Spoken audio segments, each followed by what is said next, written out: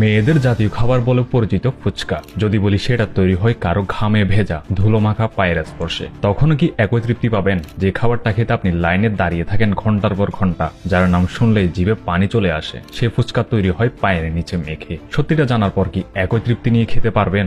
ভাই ভাবতে পারেন, আপনি হয়তো বিশ্বাস করবেন না, কিন্তু এই ভিডিওটা দেখলে চোখ কপাল উঠবে। এই ভিডিওটা আপনি মাঝপথে ছাড়তেই পারবেন না, কারণ সত্যিটা এত ভয়ঙ্কর যে জানলে আপনার ফুচকার প্রতি ভালোবাসা চিরতর বদলে যেতে পারে। বাংলাদেশের অলিগলি, রাস্তার পাশে বা মেলার স্টলে ফুচকা যেন আবেগের নাম। টক, ঝাল, মিষ্টির এমন এক মিশ্রণ যেটা খেতে খেতে মানুষ বাস্তব ভুলে যায়। কিন্তু এই ফুচকার পেছনে এমন কিছু গোপন রহস্য আছে যা আপনি কখনো কল্পনাও করেননি। একবার ভেবে দেখুন, যে ফুচকা আপনি এত ভালোবেসে খাচ্ছেন, যার টক চাটনি গলা পর্যন্ত দিয়ে নামার সময় আপনার মুখে সুখের হাসি ফুটে উঠে, সে চাটনিটাই যদি তৈরি হয় তেঁতুল পিষে পায়ের নিচে রেখে। খাবারের নাম ফুচকা, কিন্তু প্রস্তুতির নাম কি? পায়ের স্পর্শে পবিত্রতা।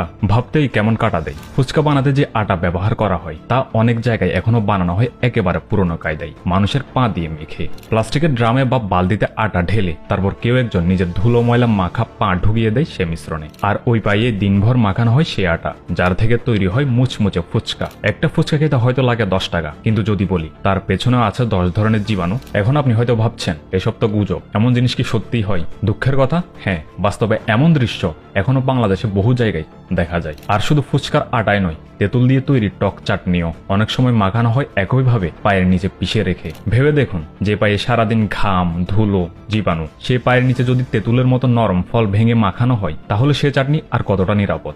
বেশিরভাগ সময় এই ফুচকার স্টলগুলো থাকে রাস্তার পাশে, যেখানে নেই কোনো হেলথ গাইডলাইন, নেই কোনো ক্লিন কিচেন সিস্টেম। খাবার ঢেকে রাখা হয় না, পানি খোলা বালতিতে, চাটনি খোলা থালায়, আর তৈরির পরিবেশ সেটা তো বিস্ময়কর রকম নোংরা। তারপর আমরা হেসে হেসে বলি, ভাই আরো একটা দেন। মজার কথা কি জানেন? আমরা জানি, তবুও খাই, কারণ ফুচকা হচ্ছে ইমোশন। এখনকার দিনে অনেকে জানে এসব পরিস্থিতির বাস্তবতা, তবুও তারা খায়, কারণ এই ফুচকার সাথে এমন এক আছে যেটা মানুষকে সব ভুলিয়ে দেয়। যে মেয়েটা হয়তো জীবনে হেলথ নিয়ে খুব সচেতন, তিনিও হয়তো সপ্তাহে একদিন ফুচকার লাইনে দাঁড়ান। অনেকে বলে এসব ভিডিওতে যেটা দেখা যায় ওটা তো ভাইরাল হওয়ার জন্য বানানো, কিন্তু বাস্তবতা অনেক কঠিন। আমরা চোখ বন্ধ করে থাকি বলে এমনটা ভাবি, আসলে আমরা নিজেরাই যেন ফাঁদে পড়া শিকার, জেনে বুঝে পা দিই এ খাবার দিকে। ভাবুন তো, আপনি খাচ্ছেন ফুচকা, কিন্তু মুখে যে স্বাদ তা কি শুধু তেঁতুলের নাকি কারো ঘামের?